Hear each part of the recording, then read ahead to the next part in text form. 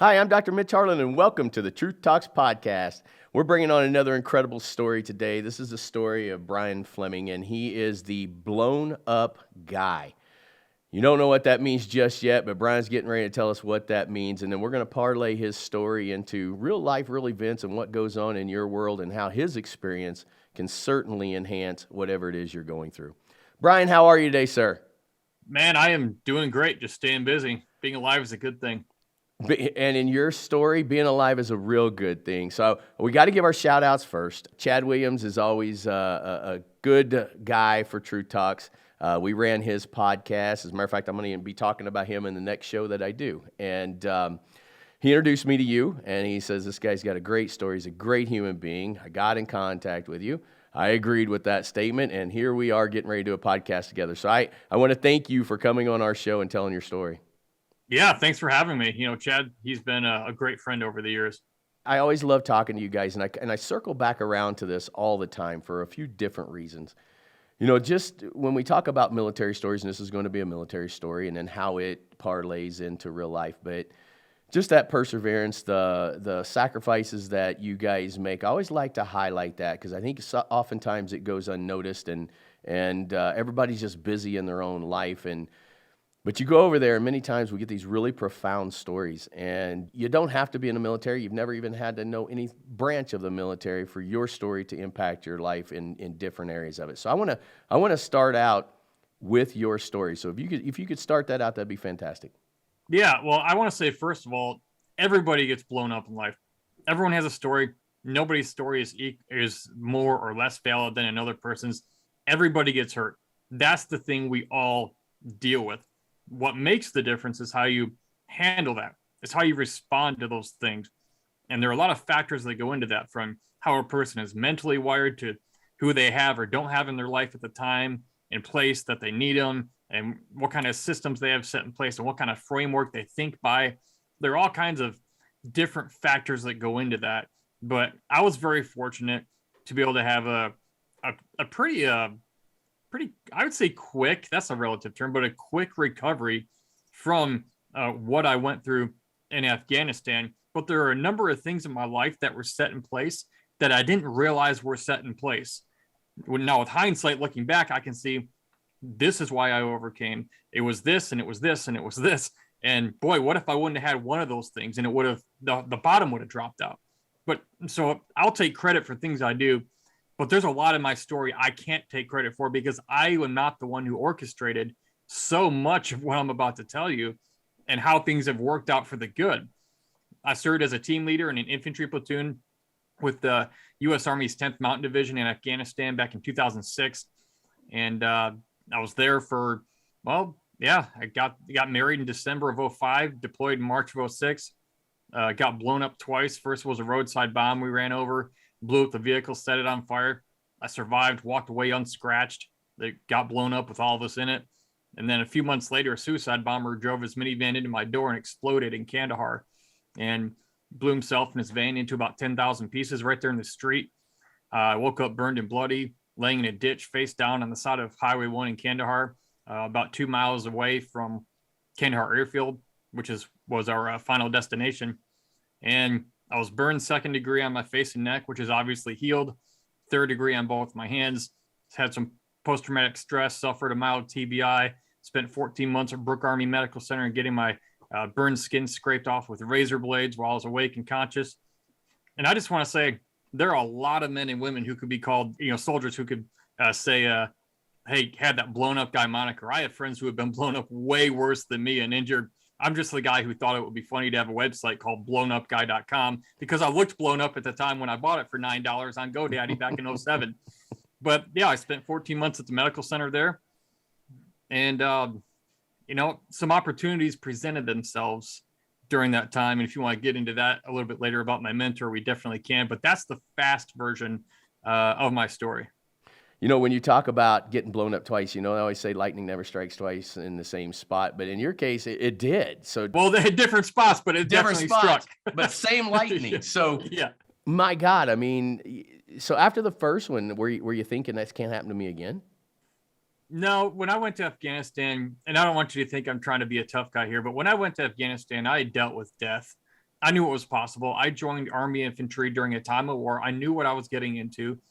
And after the first one happened, it was a very narrow brush with death that we escaped. And we were fortunate for that. But I knew all along this could happen again. Even leading up to that point, I knew that what happened was a possibility.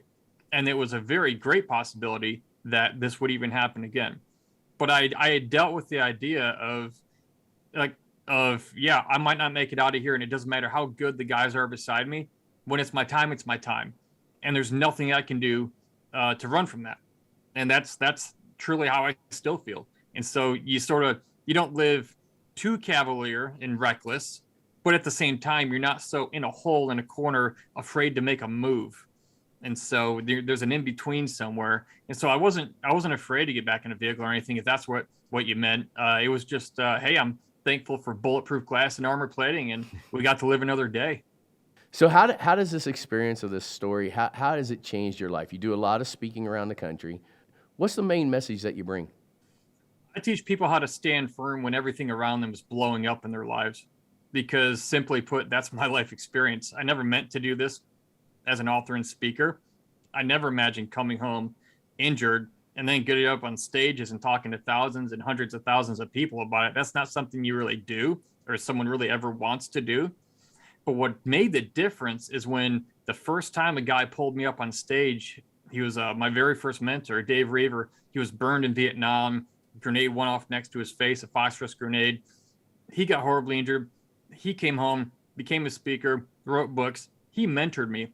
And basically by sharing my story, people asked me to share my story. And I just did it to just kind of like, okay, whatever, make them happy. What I realized is that people in the audience, they're all fighting a battle of their own. And even though I didn't have any advice at the time, like the very first time, my first 2-minute talk, in burn bandages, still red in the face, simply knowing that someone else, me in this case, had been through something horribly tragic, but made it and survived, it gave them hope that they can make it too.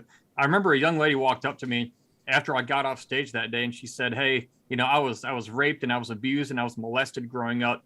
And then in my teen years, it continued to happen. And then my boyfriend was abusive, and she was about 22 at the time. She was talking to me, and she said, but if I tried to kill myself 2 weeks ago, is what she said. She didn't even tell me her name. She just threw that on me. And she said, but if you can survive all of that, referring to Afghanistan, she said, I think I can get through this. And here's what that did. Something came out of me that I didn't know was there. And what her response did is it sort of gave me what I would call a redemptive perspective on my pain. Viktor Frankl, who survived the Holocaust, he talks about suffering a lot in one of the best books ever written, Man's Search for Meaning. He was a Holocaust survivor. And, he said, in some ways, suffering ceases to be suffering at the moment it finds a meaning. I'll say that one more time, too. In some ways, suffering ceases to be suffering at the moment it finds a meaning. What I didn't realize is I was going to start finding meaning by sharing my story, not because I'm talking about myself, but because I was starting to see other people relate to pain.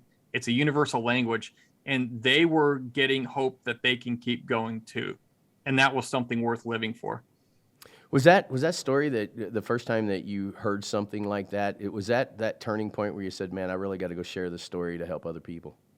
Oh yeah. It was the first time I'd ever been on stage to talk about it. I was still a patient at the hospital, and Dave offered to fly me to Kansas, wherever he was in Kansas, holding this big patriotic rally. And my mind was so banged up from the TBI, I actually forgot to tell the military I was going. I wasn't supposed to fly out of state that far from the base. I didn't tell anyone. I just went. And he pulled me up on stage. There were like 3,000 people in that audience. And it was something that it came out of me. I told Dave that night, I said, this speaking thing, I said, you have to show me how to do this. I said, I'm going to do it or I'm going to die trying. I don't care. Like, this is worth living for. It was one of the most certain decisions I'd ever made. And now it's almost like I didn't make it. It was something in me that came out of me and said, you have to do this and you're going to. It was almost like I didn't choose a career track as a speaker. It chose me. There was something that you and I talked about a few days ago that Man, it really hit me hard. But you said, had that suicide bomber known how great this turned out, he would have never done it. Yeah, my God, if he had any idea how good my life was going to turn out because of what he did, I wouldn't have the opportunities. I wouldn't have the platform. I wouldn't have the message. I wouldn't have met the people. I wouldn't have been able, gosh, to go to the places I've gone and do the things I've done. None of that ever would have been born if he wanted to hit that clicker that day 3 feet away from me outside my door. So let's parlay that into the young girl that comes up on stage with you, right? Still the same guy. She may see you as the person relaying that message, but it still goes back to that guy. So if we think about a suicide bomber, that could also be like getting ready to go through a divorce. Divorce could be your suicide bomber. Is that what you meant by everybody's blowing up in some way in their life? Yeah, everybody has bad stuff happen. I mean, I'm all about encouragement and great, happy messages that make you feel good. But I'm very skeptical of people who only talk about that, because there's a flip side to that coin of life, and it's called pain, it's called fire, it's called death, and we all experience that. And while I'd like to talk about all of the good things, we can't ignore the bad things. And honestly, I don't know if this is your experience, but it's mine. The best things in my life came out of the worst things. And maybe it's just because I appreciate it more, or I have a better perspective. I don't know. But whenever life has been too comfortable and easy, I have felt like the most depressed and the most meaningless when it comes to my life. Like, I have no reason to be here. What am I doing? I'm just walking in circles in the woods, so to speak, mentally. Well, I have a question I'm asking the pastor on another podcast that we're doing, and one of them is like literally why do we seek out God in our worst times? Because a lot of times when everything's going good, we just forget and we start to do whatever the heck it is that we want to do, and I have had that experience. So maybe that's why we resonate so much, because I have that exact experience. Nobody's desperately searching for answers when everything's perfect and comfortable in life. Man, that's a great statement. It's like Pink Floyd. It's comfortably numb. Like, why would you ask anything? Like, you sort of made it until you've been there, until you've been comfortably numb too long. Until there's a problem, there's not a story. That's hardcore, powerful. Did you just come up with that? Yeah. That is beautiful. I mean, I may have heard some things, and I've read, 500 books the past 10 years probably, so I've probably heard variations of some of those lessons somewhere, but that was off the top of my head. No, I love that, for real. Like, that's probably one of the greatest statements I've probably heard in a very, very long time, man. That totally resonates with me. Well, that's what life becomes when you've quote unquote made it, and then you just coast and you sit on it. Eventually that becomes your demon. And people don't understand that. People want to make $1 million. They want to make enough so they don't have to work. It's a good place to be. But if you're not doing something, if you're not pursuing something meaningful to you, if you're not trying to grow or build something, or there's not a problem, that there's not a battle you're trying to win, your life, it's going down. God, no truer words spoken, man. So I know you wrote a lot of books, and is it 4 or 5? 4. 4, okay. The one that kind of hit me a little bit was your story of Redeployed, and it was winning the war at home. So when you talk about winning wars at home, do you talk about a lot of the human behaviors that we deal with? Yeah, the book Redeployed, the subtitle is literally How Combat Veterans Can Fight the Battle Within and Win the War at Home. See, we are so good, the American military, on the battlefield. We're amazing. Like, we're the best out there. Like, our best time to fight our enemy is at nighttime because we own the night. All right? So we know how to fight and win on a battlefield. And we're tenacious. We're hell to fight with, all right? But here's the thing. We get home, and it seems like all those tactics and all those things we know about winning on the battlefield, the literal battlefield, we don't think to apply it to the new battles that we face in our lives after coming home on the new battlefield, which is the home front, the marketplace, dealing with customers, dealing with your kids, dealing with your spouse, dealing with bills and finances and all these other things. It directly all translates right over into this new battlefield, but nobody trains us how to do it. And what Redeployed was about is a mental battlefield. I co-authored that book with my friend Chad Robichaux, who is the founder of the Mighty Oaks Foundation. And he did 9 tours in Afghanistan, and he was alone much of the time. He was a SOCOM. I did 1 and got injured. He did 9 and did not, thankfully, get injured physically. But we put our heads together and said, why have you and I made it? Why are we doing so well? What is it about us? Like, we can at least put our heads together and say, here's what we're doing, guys. All the other men and women who have served and come home. Here's what we're doing when it comes to PTSD. Here's what we're doing when it comes to anxiety and depression and despair. And by the way, one of the best definitions I've ever heard of anxiety was by a guy named Alan Watts, one of the most brilliant people I've ever heard talk. And he said, anxiety is the fear that one of a pair of two opposites is going to cancel the other one out forever. We're afraid that one side is going to win over the other in some way in our life or in our mind, whether it's your money. And here's the thing. I grew up poor, so I always wanted to have money because I didn't want to be poor. Well, now I've got quite a bit of money, it's relatively speaking, more than I ever thought I'd have. And now sometimes there's a temptation going, oh, but you don't want to lose it all. You got to be careful. There's a devil on each side, okay? And it's the same thing in your life. It's the same thing in everyone's life who's listening to this. It doesn't matter where you get in life. There's going to be a new demon. And did you have, I mean, obviously you must have been through some anxiety, because as I was doing my research, I heard on 3 different occasions you've mentioned the same guy and you mentioned this word anxiety. Was that something that hit you? It was very elusive. It wasn't one of my biggest issues. But when I heard Alan Watts define anxiety like that, I started to see, I was able to mentally step out of my own brain and observe what's going on in my mind from like a 30,000 foot view. And I was going, oh, that's kind of what I'm doing. That's why I'm so upset so often, or in these certain times, because there's this intense fear that this thing is going to cancel out this thing. Give me a couple things. Obviously, you've lectured to a lot of people. Because I really enjoyed that story of the lady. Give me some other things or topics that people have come to you and said, "Hey, listen, this is my story." Oh gosh, I've met people who have had every kind of horrible life experience you can think of. And one of the weird things too, it's not weird, but it's I need to address it. People will say, hey, I grew up and was sexually assaulted by my uncles and my dad and all this stuff, and they'll go, but I've never been to war. My story's nothing compared to yours. And I go, wait a minute. I said, send me back to Afghanistan to that suicide bomber 10 more times before I ever want to go through what you grew up in. Because we see other people's stories and we tend to exaggerate the importance of those and belittle our own stories. But the truth is this: everybody gets blown up in some way. How it happens is sort of irrelevant to my point here. It's how we respond. There's of the million ways to get blown up, there's a small finite number of issues that we deal with as a result of trauma. Anxiety, depression, despair, post-traumatic stress, name it. Like, it's there. Nightmares. You don't want to go out after dark because that's where things happened, or you don't want to be alone. Whatever these things are, we all have different root causes of our trauma, but we all deal with the same issues. Just knowing that is huge. And just knowing I didn't have an answer for the young lady. She just saw my life, and it was like I literally didn't know what to tell her, and it still helped her because she knew my story. Sometimes the answer is listening, right? Yeah. Well, and the thing about it was this: people say to me, "Brian, you really helped that young lady," and I did.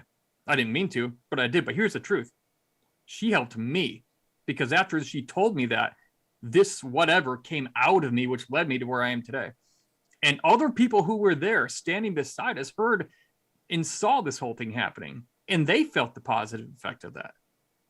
There's a whole psychological explosion when you're doing something and somebody is helped, but there's that reciprocal effect. It's a mathematical term, a reciprocal. It comes back to you. But not only just back to me, though, it went out to people around us. And that's true in all of our lives. I know somebody's going to be listening to this podcast and they're going through or getting blown up in some way in their life. And just the way you describe it, already for myself, I'm just sitting there thinking, yeah, man, I get this. Have you ever run into the people, though, when you're lecturing and you know that they're getting blown up right now, but they can't quite get to that next level of getting past it? Oh, yeah. What do you say? What do you do? Well, a lot of people are like, well, I'm just going to, I come from more of a conservative faith background. And I'm not saying people shouldn't do this because it's a biblical thing. There's a time for it and there's not a time for it. And people go, I'm just going to wait on God to do something. And there's a time for discerning things in life and not jumping the gun. But if you're just sitting in your gunfight, not firing back and taking ground, you're going to be there a while and you're probably going to die in it, metaphorically speaking, or however figuratively you want to see that. There are people who just sit there. And everybody, the thing is, everybody responds to trauma and hardship differently. But what I've found, my book, wherever it is, the Resilience Booklet, it's the short 53-page mini book. It fits in your cargo pocket. Wrote it for the troops. It's about how extreme survivors overcome massive challenges. And what I talk about in that book is 3 things I realized the most resilient people in the world all have in common. Now, there's more than 3, but these are foundational. They had a sense of meaning in their suffering, or they believed that it would someday end and they would find meaning in it. All right. So you're either suffering for a cause that you believe in, or you don't know why this happened, but maybe you think someday you'll figure it out. Then they have mentors in their lives. They have a chain of command. In the military, we have a chain of command. People above you, people beside you, people below you. You follow these people, you do life with these people, and you lead the people beneath you to a place where they grow and become better. And then they have a mission they're living for. Third, they have a mission greater than themselves that they're living for. When you take meaning, you take mentoring, and you take a mission. You have those 3 things. If somebody's living with all 3 of those, you will be extremely hard pressed to find somebody who's struggling in life, who has all 3 of those active in their lives. But if one or more of those 3 things is missing, you're going to see somebody who is constantly fumbling and stumbling and trying to get their footing back. And even though I know this, even though I wrote a book on it, it still happens. And the reason it happens, and it's for everybody, is because sometimes we're so close to our own situation, we don't see the obvious. It's called the fog of war. The fog of war takes place when you're in war so long, you're so familiar with everything around you that you overlook the obvious things, whether they can help you or hurt you. And that's what happens in our lives. We get that fog of war. We're just too close to everything that, someone else who's never been in our shoes, we discredit them, even though they have a perspective completely unencumbered by that fog. And they can go, dude, don't take 2 more steps. You're going to step on a landmine. They can see it, but we can't. That's why we should listen to people who have never been in our shoes. Your idea of those that, because I've battled with this before, how do you get those people that you just know aren't going to make a change or they can't make a change? Maybe it's just explain to them that exact same thing of resilience right there. Well, the thing is, you can give people the right answers. You can't make them do anything about it. There are some people there's people I know, have known, I don't hang out much with them. Like there's one person I've known for like 9 or 10 years. Every time I see this person, there's something wrong, and it's always the world's fault and someone else's fault, and no personal responsibility whatsoever. He's always a victim, and it's like one of my business mentors, Larry Wingett, always says, your life's your own damn fault. Like, do something. And I love that because it is. And it doesn't mean it's going to be easy. I don't mean that. But you can give someone all the right steps. But if they don't walk the path, you just can't make them. And eventually, like I used to feel bad about that. Why can't I get through to this person? And eventually you just have to wash your hands and just, I've done what I can. That's their journey. And I'm on mine, and I'll always be here as much as I can for them, but I can't carry the weight and that load of guilt, or I didn't reach that person. I'm not carrying that. That's beautiful. Yeah, I've run into the same thing. I think we've all run into the same thing. We've all had a family member or a significant other or something you just can't get through, can't get the message through, and sometimes walking away is the right answer. Yeah, it takes a lot for me to, really put somebody out of my life. It's only happened a few times. But there's certain people you just, I don't give a lot of time to. You're like, how many times you got to get blown up, man? Stop getting blown up. It really sucks.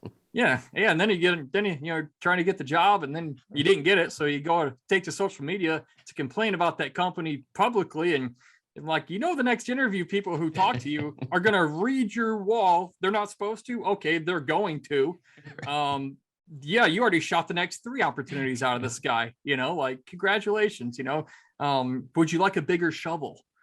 Right, exactly. I'll get you a dozer if you want. Yeah, here, let's just call the Undertaker now, right? So how has all of this impacted your life as you continue to grow? Are you heading more down the pathway of, again, writing more books, more speaking engagements? Where's this taking you, and what's the next step for you? I will always talk about resilience as a public speaker, and I'll always distribute my books on that, because the personal battle that people face, these personal battles, it's the foundation of everything in someone's life. I mean, you can have someone who's extremely talented, driven, but if up here they're just hung up on something and they don't know how to deal with it, they're going down.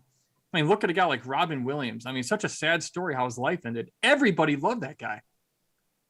But the one person of all the people, like, it was himself he for some reason couldn't look at. I don't know all the details, but he couldn't handle being alone with himself, apparently, to some extent. And I think I'm correct in saying that. I'm not trying to say anything bad about him. I'm not.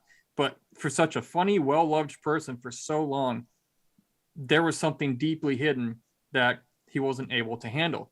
And we can look like we have it all together and just not. So let's talk about, we want to promote your book. So do you have a copy of all of them there? Or are you going to tell us about it and have producer Chad write them all up? This is the Resilience Booklet. It's how extreme survivors can overcome massive challenges. It's what we just talked about. Just go to the Resilience Booklet. Just Google Resilience Booklet or go to theresiliencebooklet.com. And this is the book that sold the best of all of them. It's Redeployed, how combat veterans can fight the battle within and win the war at home. We wrote this for military guys like us. And here's what was interesting. When we wrote it, we were shocked at a couple things. One, we realized guys like us aren't going to read this book because we're like, we don't have any problems, because none of us did. And then all the wives are over here going, oh, yeah, he doesn't have any problems. Oh, sure. So they started reading this so they could learn about their spouse, their service member, and how to deal with them productively. But then we realized also, even though we wrote about the issues coming home from war, we realized we were not talking about just military issues. We were talking about human issues, despair, depression, anxiety, like all this stuff, the mental battlefield, the battlefield of the mind that drives everything. It's the steering wheel. I mean, it can drive you off a cliff one way, or it can take you where you're trying to go in the next direction. And so if you just go to Amazon, just type in Redeployed. There's another one out there called Redeployment. That is not our book, but this is the one, the orange cover with us on it. Just go to Amazon, type in Redeployed. Man, I tell you, Brian, getting to know you, like, you also made a comment a little bit earlier, and a lot of things is who you hang out with, right? Everything. Yeah, it's everything. And Chad he's been so good for our podcast. As a matter of fact, he went back and did a lecture for my parents' church, and I loved his story and how this crazy tough Navy SEAL gets taken down to his knees, and he's referred us a couple people that we've done shows with, and every time it's like, oh my God, yeah, we need to get this story out. We need to hear from these people. Man, you did not fall short. This has got to be one of my top favorite podcasts. I can absolutely tell that it's in your heart. It's where you're supposed to be. And you've given me several things to think about that I just absolutely love. And, of course, I'm going to parrot that to someone else, right? That's what we do in life. We parrot what we believe and what we know works. But as we end this thing, we want to, first of all, here especially at Truth Talks, we want to thank you for your service for sure. But I want one more nugget from you, because I just don't feel like I caught enough yet, or maybe we could do this for the next 3 hours. But one nugget or something that stays in your mind all the time when you're talking to people. What one statement, one line, couple lines do you just want everybody to get? What doesn't kill you hurts a lot. That's beautiful. I had an Israeli soldier tell me that. And we met in Los Angeles at a conference, and we were talking, and he goes, oh, you got blown up? I got blown up too. I'm like, really? He said, yeah. A rocket propeller grenade got shot into my barracks window and exploded and knocked me off my bunk. And he goes, you know what I learned through that? He goes, what doesn't kill you? I said, makes you stronger. And he's like, no, hurts a lot. And I'm like, this dude is brilliant. It's no wonder those people are so smart. And so I just, it's like this. I guess the point of that is acknowledge it for what it is. Don't try and dumb down what you're going through or minimize it. Don't make a mountain out of a molehill. Don't make it more than it is. But don't look at your own circumstances and say, wow, well, I didn't get blown up, so, my story doesn't matter. Like, no, don't do that. Like the severity of the battle you've been through and what you're dealing with, it's not better or worse than somebody else's. It's just a different battle, but we all deal with the same issues as a result of those battles. And that's where people connect, by the way. That's where, if you want to connect with more people deeper, talk about the struggles you face, not the actual struggle, the cause in your mind, the things you deal with as a result of that bad thing that happened. You will make friends. It transcends, language barriers, color barriers, cultural barriers. Pain is a universal language that we all speak. And when you know how to speak it and let other people know you understand to an extent what they're going through, you will make friends everywhere. No truer words are ever spoken, man. That is so, so, so true. Well, I'd like to thank you for everything that you've done, especially for coming on True Talks, giving us your story. We're going to keep following you. How do people get a hold of you if they want to get more of Brian Fleming? Go to blownupguy.com because I'm a guy who got blown up, so it was easy to remember. All right. Infantry simple. Brian, thank you again. Thank you so much for coming on our show. I can't tell you how much I do appreciate it. There's a lot of great nuggets in there. Let's stay in touch. If I can ever help you, let me know. We'd be happy to help in any way we can. Hey, same here. Thank you so much, Brian. I appreciate it. Hey, thanks for having me. All right. Bye-bye.